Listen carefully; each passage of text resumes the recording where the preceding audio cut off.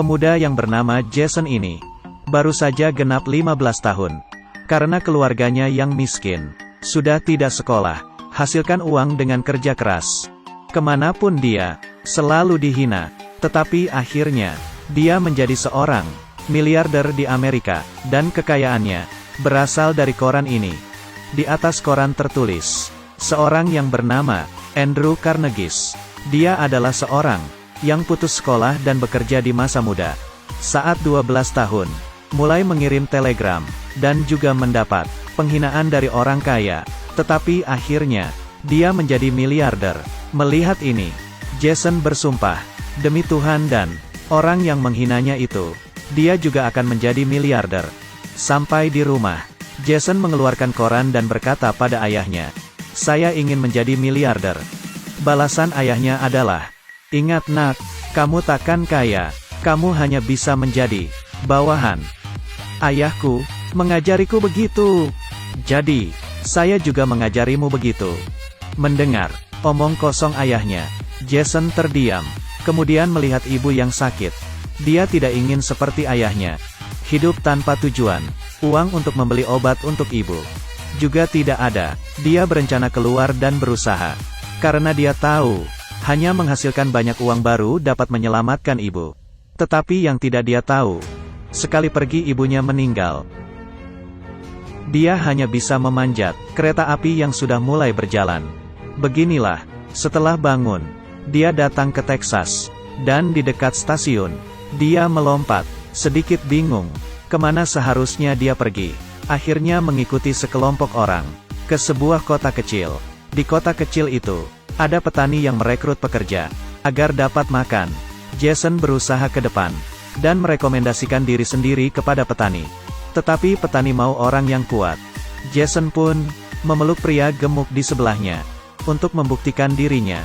Membuat petani itu tertawa, melihat dia begitu semangat. Akhirnya terpilih. Di ladang, Jason bertemu dengan seorang sahabat, Gus, anak seumuran. Sebenarnya Gus terlahir di keluarga petani kaya, tapi karena bangkrut, hanya bisa bekerja di luar. Bekerja untuk mendapatkan makan. Tujuannya adalah membangun kembali bisnis orang tuanya. Menjadi petani terbesar di Texas. Keduanya sama-sama tidak punya apa-apa. Jiwa muda dengan nasib buruk. Akhirnya menjadi sahabat, saling memberi semangat. Pada malam hari, menyaksikan para pekerja berkumpul untuk bermain kartu, Jason berpikir, jika hanya bekerja untuk orang seumur hidup ini, takkan menjadi miliarder. Terakhir akan sama seperti mereka. Hidup dengan santai. Akhirnya Jason mencari petani. Langsung bertanya, "Saya ingin tahu, bagaimana agar kaya seperti Anda?" Petani memberitahunya, ada banyak syarat untuk sukses. Tetapi jika menjadi pemimpin dalam kelompok, baru bisa berhasil. Perkataan ini menyadarkan Jason. Dia bertanya pada petani, "Jika kami lebih cepat menyelesaikan kerjaan, apakah akan mengirit uang Anda?" Petani menjawab iya. Jason berkata, "Besok saya akan selesaikan kerjaannya. Uang iritan itu, bisakah membagikannya pada saya?" Petani tertawa dan menjawab, "Saya mengagumi kamu, tetapi kamu takkan menyelesaikannya. Nanti kita lihat." Keesokan pagi, ketika semua orang mulai bangun, Jason sudah tidak ada. Ternyata, dia sudah mulai bekerja mulai jam 3 subuh. Telah menemukan alur kerjanya. Kemudian, dia juga mengajarkan pekerja untuk bekerja sama. Seorang menggali lubang, orang lainnya bertanggung jawab untuk instalasi. Sama seperti jalur perakitan pabrik. Petani melihatnya dari samping, tersenyum kagum. Beginilah, efisiensi mereka sangat meningkat, menyelesaikan pekerjaan lebih cepat dari jadwal. Jason juga mendapat gaji tambahan. Ini adalah gaji pertamanya, $30. Setelah menerima uang, yang dilakukan Jason adalah mengirim $20 pulang ke rumah untuk membeli obat ibunya. Di saat ini, Jason ketemu dengan sesuatu yang spesial baginya. Sebuah sabuk emas yang menarik perhatian Jason yang miskin ini. Dia bertanya pada pria itu, "Bagaimana agar sekaya dia?" Jawab pria itu, "Padang rumput Texas. Ada emas di mana-mana. Kuncinya adalah apakah Anda melihat cukup dalam." Jason yang pintar langsung memikirkan minyak, apakah yang saya katakan benar? Minyak, pria itu tersenyum saja, dan pergi. Pertemuan adalah takdir, ada yang hanya sekilas, jadi selamanya.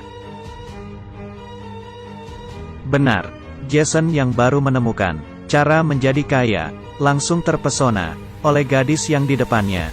Gadis itu memulai pembicaraan, berkenalan dengannya, tetapi Jason malah gugup dan terdiam. Gadis itu bergaul walaupun Jason orang desa, dan mengundangnya ke pesta dansa sekolah. Jason berpakaian bagus, dengan malu datang ke pesta. Gadis itu bernama Hana, adalah gadis terpopuler di sekolah. Jason tidak ingin kehilangan kesempatan. Dia berencana menyatakan cinta. "Saya ingin kamu." Ini adalah kalimat yang paling lancar dari awal mereka ketemu. Hari itu Jason mengantar Hana pulang. Dia menjinjing tas, kelihatan agak minder. Dan di sana ada orang kaya yang membawa mobil datang menjemput Hana. Dengan sombong, mengejek Jason. Enak saja mau mencari Hana. Jason tidak ingin kelihatan tak berguna. Dia berjalan maju, mengatakan bahwa dirinya, suatu hari, akan menjadi miliarder. Sebenarnya Hana juga menyukai Jason.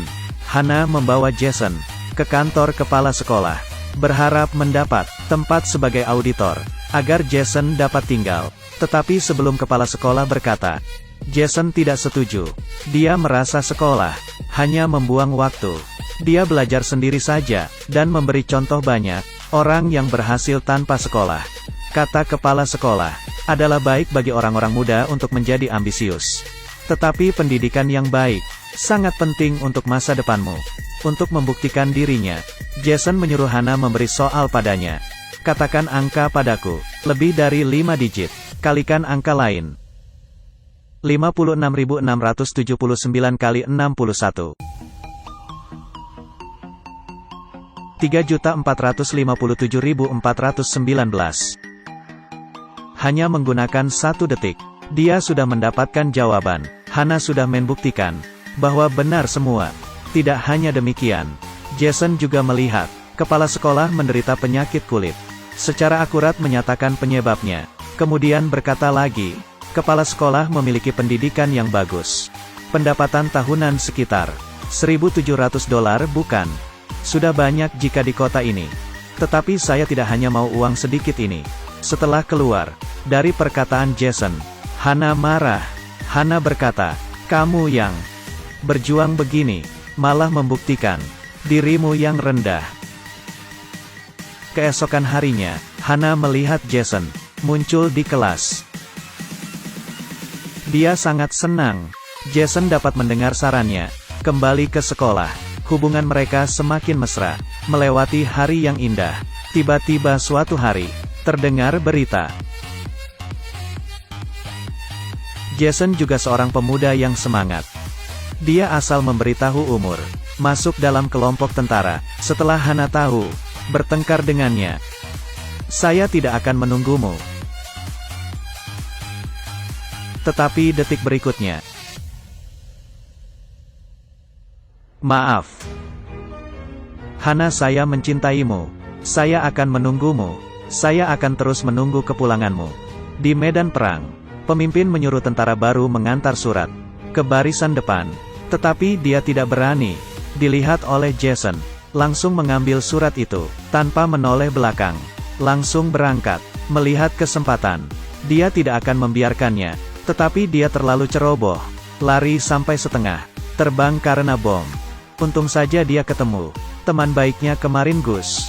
Sekarang mereka menjadi rekan perang. Gus menyeret Jason kembali, sehingga Jason tertolong. Waktu pun terlewat dengan cepat. Dalam sekejap mata, Jason bertumbuh dewasa. Setelah dia dipulangkan, dengan seluruh tabungannya membeli sebuah mesin bor. Tapi tidak ada minyak yang keluar dari bor. Keluarganya masih terlihat miskin, dan mereka masih perlu menjaga 4 anak. Pasti kamu ingin bertanya, Jason menikah dengan siapa? Di mana Hana? Melihat postur tubuh dan mata istrinya. Walaupun tidak diceritakan di film. Tetapi saya percaya, dia adalah Hana. Jason sangat jenius. Tapi dia terlalu sial, menghabiskan seluruh tabungannya, membeli mesin bor. tetapi minyaknya tidak keluar. Di hari itu, Jason menemani putranya bermain. Perkataan putranya membuat dia sadar. Lihat dengan baik, bisakah mengajari saya cara melempar bola melengkung? Saya tidak tahu bagaimana melemparnya. Baiklah, pasti ada yang tahu. Siapakah mereka itu? Ahli. Benar. Mencari ahlinya. Benar. Mencari ahli untuk melakukan bidang keahliannya. Kemudian Jason merekrut seorang ahli. Setelah survei ahli, benar-benar menemukan ladang minyak besar. Jason. Kali ini dia menjadi kaya. Pakar mendeteksinya untuknya. Cadangan minyak, 50 juta barel. Bisa jual $1.000 hanya dalam sehari. Walaupun masih jauh untuk menjadi miliarder, tetapi masih bisa menjadi jutawan. Mantan petani cemburu dan ingin merampas, ingin berbagi dengannya. Dia memberitahu Jason pergi ke pengadilan, dan Jason ingat, ahli melakukan keahliannya. Dia merekrut lagi seorang pengacara. Semua terselesaikan dalam beberapa kata. Kontraknya 2 tahun lalu. Hukum negara hanya menerima perselisihan dalam 2 tahun. Ini. Jangan beritahu saya kamu tidak tahu. Kenapa bisa begini? Sudah ku beritahu. Saya hanya seorang pengacara perceraian. Melihat pengacara ini begitu semangat, Jason ingin dia juga bekerja sama. Akhirnya minyak yang mereka dapat semakin banyak. Bisnis mereka semakin besar. Beberapa tahun ini, Jason meletakkan fokus pada pekerjaannya, membuat anak-anaknya menjadi bebas. Hanya bisa minta uang, tanpa melakukan apapun. Dan Stephen tidak peduli tentang itu. Yang dia pikirkan sekarang, adalah membeli lebih banyak ladang, dan mendapatkan minyak yang lebih banyak. Tetapi kali ini, dia mendapat masalah. Pihak lain menolak untuk menandatangani kontrak. Jason hanya bisa menunggunya di hotel. Yang menemaninya, hanya pengacara itu. Di malam Natal, teman pengacaranya tidak mau menunggu lagi. Dia mau pulang mencari keluarga. Jason membiarkannya pergi, dan dia masih tetap di sana. Akhirnya, keesokan hari dia mendapat kontraknya. Ternyata pihak lain itu sudah ingin memberikan padanya. Menunda begitu lama, hanya ingin melihat betapa tulusnya dia, karena pembelian ladang kali ini. Jason melihat di koran bahwa dirinya menjadi miliarder. Berita utama, dia akhirnya mencapai tujuannya saat muda. Tetapi melihat sekelilingnya, tidak ada orang yang bisa. Dia ceritakan, akhirnya dia mengerti, kekayaan saat mencapai tahap tertentu hanya sebuah angka, karena terlalu lama membiarkan keluarganya. Istri menelepon dan mengabarinya, teman baik pengacaranya, saat perjalanan pulang terjadi kecelakaan. 2 buah ginjalnya rusak. Untuk menolongnya, dia memutuskan untuk mendonorkan 1 ginjal. Setelah keluar dari rumah sakit, Jason mengadakan pertemuan keluarga, nyatakan semua harta yang tersisa akan membentuk yayasan dana amal, dan dipakai untuk membantu yang memerlukan. Kemudian memberi pada anaknya $10.000 agar mereka membantu orang dengan uang ini. Ini jelas sebuah ujian, tetapi anak-anaknya sepertinya sudah tahu bagaimana memakai uang ini. Tidak berencana membantu orang. Hanya anak kedua, dia mengembalikan uang itu, mengatakan dia tidak kekurangan uang. Berharap $10.000 ini juga dipakai untuk dana amal. Akhirnya, anak keduanya menjadi penerus yayasan dana amal ini.